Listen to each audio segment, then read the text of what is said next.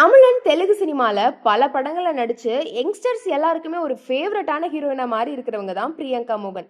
ரீசெண்டா இவங்க பவன் கல்யாண் அவர்களோட சேர்ந்து நடிச்சிருந்த தே கால் ஹிம் ஓஜி திரைப்படமும் ரிலீஸ் ஆகி ஒரு நல்ல வரவேற்பு பெற்றது அப்படின்னு தான் சொல்லணும்.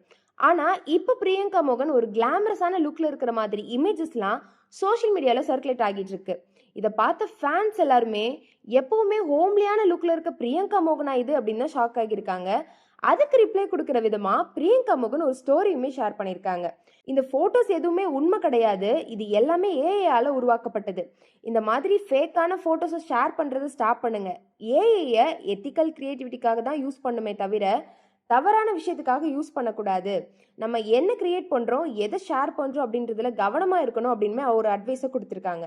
ஸோ இதுல இருந்தே தெரியுது இது பிரியங்கா மோகனே கிடையாது, ஏஐயால உருவாக்கப்பட்டது அப்படின்னு. ஸோ இதே மாதிரி அப்டேட்டடான நியூஸ் பற்றி தெரிஞ்சுக்கணுன்னா நம்ம சேனலை சப்ஸ்கிரைப் பண்ணிக்கோங்க.